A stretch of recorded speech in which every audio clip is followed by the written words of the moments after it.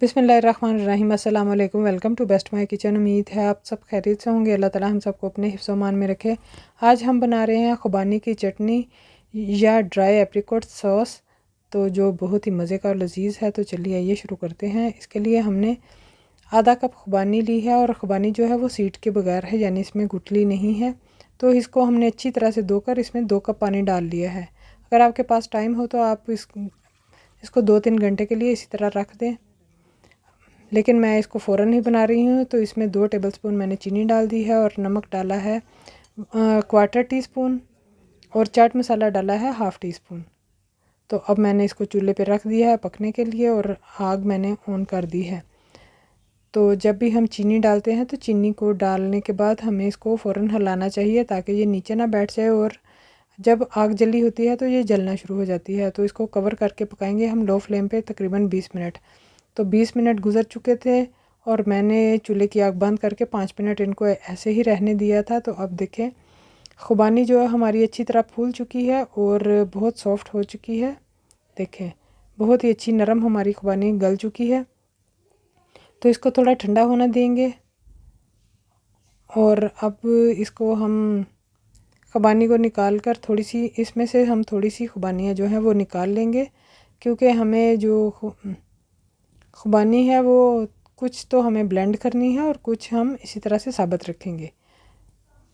तो बस थोड़ी सी ही हमने निकाली है, बाकी हम इनको ब्लेंडर में डालकर ब्लेंड करेंगे। तो ब्लेंडर का हमने जग ले लिया है और उसमें हम ये सारी खुबानियाँ और जो उसका सॉस है वो डाल देंगे और ढक्कन लगा के इसको ब्लेंड करेंगे 1 से 2 मिनट तकरीबन। बस मैंने इसको ब्लेंड किया था तो बहुत ही अच्छी इसकी जो है वो प्यूरी बन गई थी। तो देखें बहुत ही अच्छी इसकी प्यूरी बनी है। अब हम एक बाउल लेंगे और उसके ऊपर छलनी रख देंगे और इसको जो है वो अच्छी तरह से छान लेंगे। छानने का मकसद ये है कि इसको इसमें जो खुबानी के वो रेशे से होते हैं वो नहीं आएंगे और हमारा जो सॉस है वो बड़ा साफ़ सुथरा सा बनेगा। तो देखें इतनी अच्छी तरह से मैंने ब्लेंड किया था कि सारी खुबानी का जो है सॉस बन चुका है और ये बस उसके जो थोड़े से रेशे हैं वो रह गए हैं। तो इन रेशों को हम डिस्कार्ड कर देंगे।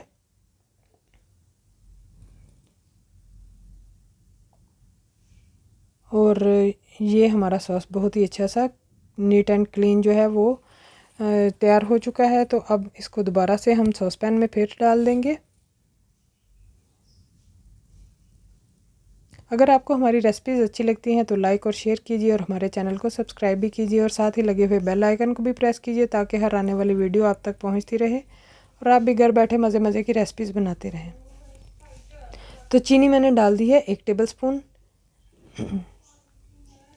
ये सारी चीज़ें हम इस टाइम भी डाल सकते थे। और लाल मिर्चों का पाउडर डाला है 1/2 टीस्पून और 1/4 टीस्पून ही मैंने नमक डाला है और कुटा भुना ज़ीरा जो है वो हमने 1/4 टीस्पून डाला है। तो अब इसको थोड़ा सा पकाएंगे और अब इसमें जो हमने खुबानी निकाल कर रखी थी वो भी शामिल कर देंगे। तो अब इसके ठंडा होने का इंतज़ार करेंगे। ये सब मसाले मैं एंड पे भी डाल सकती थी, लेकिन हमने जो खुबानी इसमें बॉयल की है तो उसमें जो हमने साबुत खुबानियाँ निकाल के रखी थी उसमें भी इन चीज़ों का सारा फ्लेवर आ चुका था। तो हमारी खुबानियाँ अगर हम सादे पानी में बॉयल कर लेते तो फिर हमारी खुबानियों में टेस्ट ना आता। तो चटनी और खुबानियों में एक तरह का टेस्ट है और चीज़ें जो हैं वो हमने इसीलिए पहले डाली थी। तो बहुत ही मज़े की और जायकेदार हमारी खुबानी की चटनी जो है रेडी हो चुकी है। इसको आप खाने के साथ भी खा सकते हैं, टिक्के के साथ और जो कबाब होते हैं उनके साथ भी खा सकते हैं। तो इसमें मैंने डाल दिया है जी, इसको मैंने पहले रूम टेम्परेचर पर आने दिया और जब ये इसका टेम्परेचर काफ़ी हद तक कम हो गया तो अब मैंने इसमें चांदी के वर्क शामिल कर दिए हैं। 2 चांदी के वर्क मैं इसमें शामिल करूँगी और ये देखने में भी बहुत खूबसूरत लगेंगे और इनकी अफादियत तो आप जानते ही हैं कि ये दिमाग के लिए और जिस्म के लिए बहुत ही अच्छे होते हैं। इनकी तो सीट ठंडी होती है। तो हमारी जो चटनी है वो बहुत ही A1 किस्म की रेडी हुई थी। आप भी इसको बनाइए और इन्जॉय कीजिए।